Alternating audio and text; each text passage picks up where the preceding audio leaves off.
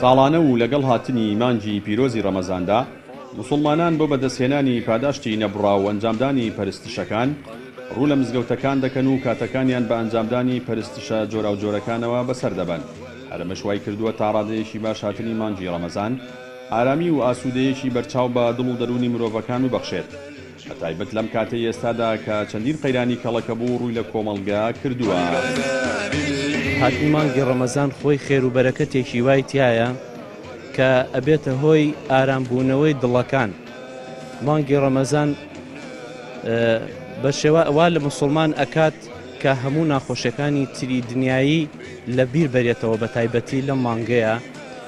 ئەوەی کە ئێستا دەسەڵات بەسەر میلەتیا هێناوە ئەگەر ئەوان توانی بێتیان هەر شتێک لە میلەت خۆڕەخکەن بەڵام ناتوانن ئەو خۆشی ئەو خۆشگوزەرانی کەوا مانگی ڕەمەزان بۆ مسلمانانی ئەهێنێت ناتوانن بە هیچ شێوازێک ئەوە لە دڵ مسلمانانە بەعام دەربهێنن. سرە ڕایبوونی قەیرانێکی دارایی درێژخایانی چەند ساڵە ئەم دەسەڵاتە زاڵمە بەسەر میلەتە هێناوە پاشەوە کە گەورەترین زوڵمتری کە کردی ئەماوە پێشوو ئەوش زوڵمی دزینی دەنگی خەڵک بوو. بەڵام سوپاس بۆ خوای گەورە بەهۆی هاتنی مانگی پیرۆزی پڕخێر و بەرەکەتی ڕەمەزانەوە خەڵک لە بەرەوەی جەوێکی ئیمانی وای بۆ دروست بووە. خەڵکە کە جۆرێک لە جۆرەکان لایەنی دەرونی ئەهون بۆتەوە کە لەم باردۆخ قەیرانی دزینی دارایی و دەنگەیاندا تا حدێ خەڵک ئەهون بۆتەوە. بەڵام هیواداری ئینشاءڵڵا ئەمە کۆتایی مەرگی ئەم ستەمکارانە بێ، کۆتایی دەسەڵاتی ئەم زاڵمانە بێ کە ئینشاءڵڵا هەرواشە بێت، چونکە دوجار بەرەی گەل ئەیباتەوە، دوجار حەقەر سەرەکەوێت. بە تەئکیدی لەم قەیران و بارودۆخی کە ئێستا مرۆڤی موسڵمانی تێدایە دەبێت موسڵمان بۆ خۆی بتوانێت خۆشیەک لەزەتێک تامێک بۆ خۆی دروست بکات کە ئەمە ژێشێکە لە هۆکارەکان کە ئەو هەدیەیە لەم ساڵەدا خوای گەورە بێمی بەخشوی بریتێ لە 30 ڕۆژی مانگی ڕەمەزان ئینشاءڵڵا ئەبێتە مای هەڵوەرینی سەرجەم گوناه و تاوانەکانمان، ئەبێتە مای ئاشتەوایی نێوان هەموو لایەنەکان، ئەبێتە مای خۆشی بۆ هەموو مسڵمانان، ئەبێتە مای هەرزانی و فەرێخی و خۆشی بۆ هەموو مسڵمانان.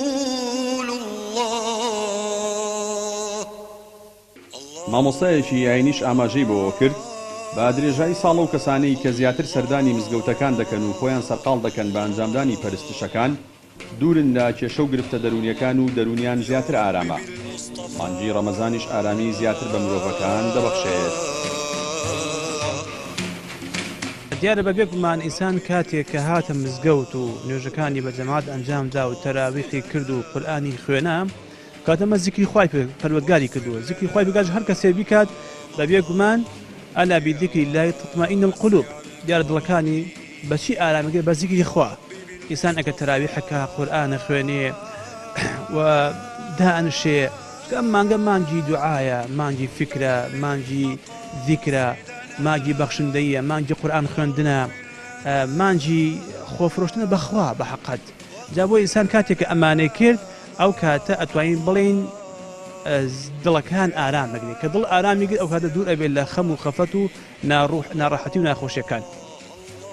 لەگەڵ هاتنی مانگی ڕەمەزانی پیرۆزدا ڕێژەیەکی زیاتر لە هاوڵاتیان بۆ ئەنجامدانی پەرستشەکان ڕوو لە مزگەوتەکان دەکەن و ڕەمەزانیش دەبێتە هۆی دەرفەتێکی گرنگ بۆ حەسانەوەی دەروون و لاشەیی مرۆڤەکان.